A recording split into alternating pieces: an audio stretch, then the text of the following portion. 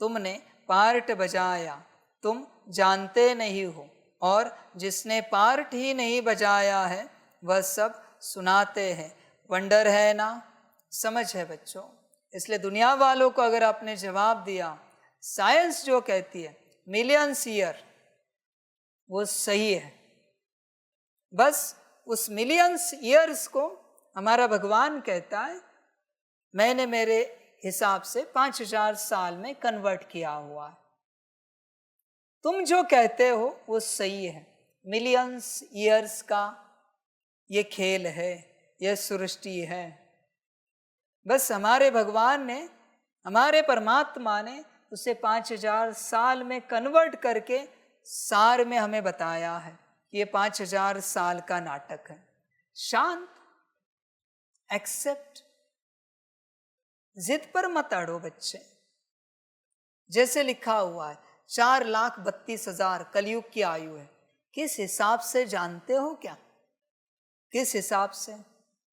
समझ है बच्चे?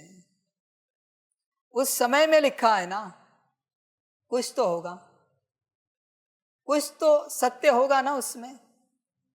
बस तुम्हें वो कैलकुलेशन नहीं पता। अभी तुमने 12 घंटे की घड़ी ली है, 24 घंटे की घड़ी ली है। पुराने जमाने में 60 घंटे की घड़ी थी, दिन की 60 घड़ियां थी।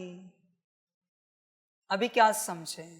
इसलिए बच्चे सबके ज्ञान को स्वीकार करके अपना ज्ञान आगे रखे, उसमें से एक ऐसा कंक्लूजन निकालो जो सबको स्वीकार हो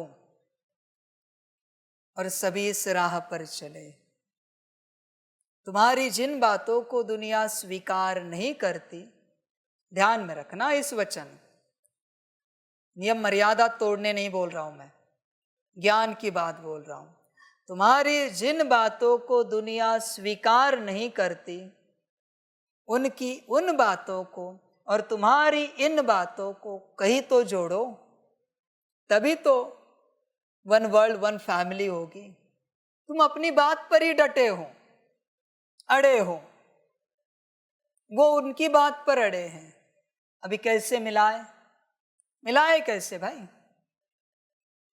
और अगर किसी का भला हो रहा है, कल्याण हो रहा है, हाँ, नाटक मिलियंस ईयर्स का है, एक्सेप्ट करने में क्या जाता है? न तुझे सत्य पता है, न उन्हें सत्य पता है। हमेशा किसी को भी बाबा का ज्ञान सुनाते वक्त यही बताना है कि हमारे परमात्मा ने ऐसे कहा है। हमारे परमात्मा ने, हमारे बाबा ने ऐसे कहा है। अभी वो किस एंगल से कहा ये हम नहीं जानते, क्योंकि उतनी ऊंची पहुंच हमारी नहीं है कि उसके बुद्धि को हम समझ सके। सुलझ गई बात, खत्म हो गई बात, समझ के बात है ना। क्या बचा बताओ जरा, इसमें पूरी हो गई बात, सारी समझ की बातें।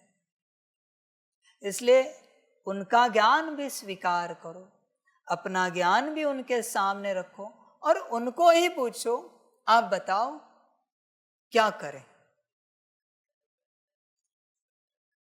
किसे स्वीकार करें? आप बताओ, आपको क्या लगता है? समझ है बच्चे?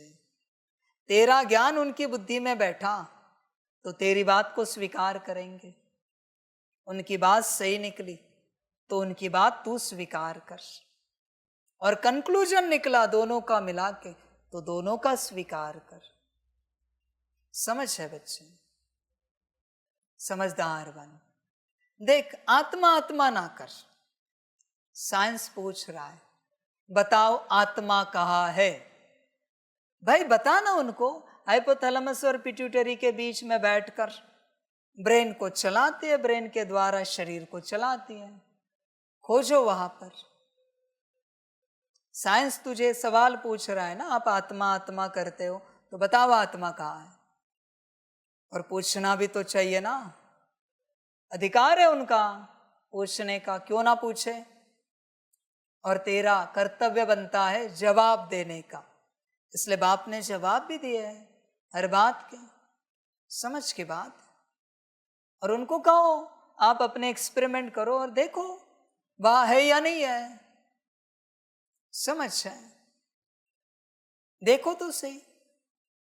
परमात्मा परमात्मा कहते हो तो परमात्मा का रूप कैसा है बताओ, बता दो उन्हें परमात्मा का रूप ऐसा है। आप प्रयोग करो और खोज के निकालो परमात्मा का रूप कैसा है, और अगर ऐसा नहीं है तो आप बताओ कैसा है, आप बताओ, हम उसे मानेंगे। समझ है बच्चों? सभी बच्चे जो मुरली सुनते हैं उनको बाप बताना चाहेगा, दुनिया में भक्ति मार्ग में जितने भी परमात्मा के रूप हैं उन सबके सामने एक एक मिनट बैठो, सबके सामने, सबको या तो बुद्धि से याद करो, जितने रूपों को परमात्मा के रूपों की मान्यता है उन सब के रूपों को बुद्धि से याद करो और फील करने की कोशिश करो कहाँ क्या फीलिंग आती है। जहां परमात्मा की फीलिंग आती है जिस रूप में, वो परमात्मा का रूप, न तेरा सही न मेरा सही, बात समाप्त। जहां परमात्मा की फीलिंग आती है वही परमात्मा का रूप। और तू मुझे भी बता वो कौन सा है, मैं भी सबको बताऊंगा, इसको याद करो, इसको पूछो, ये परमात्मा का रूप है। तो ही निकाल कंक्लूजन, समझ की बात है बच्चे। वंडरफुल ड्रामा है, मजे करना, आनंद लेना।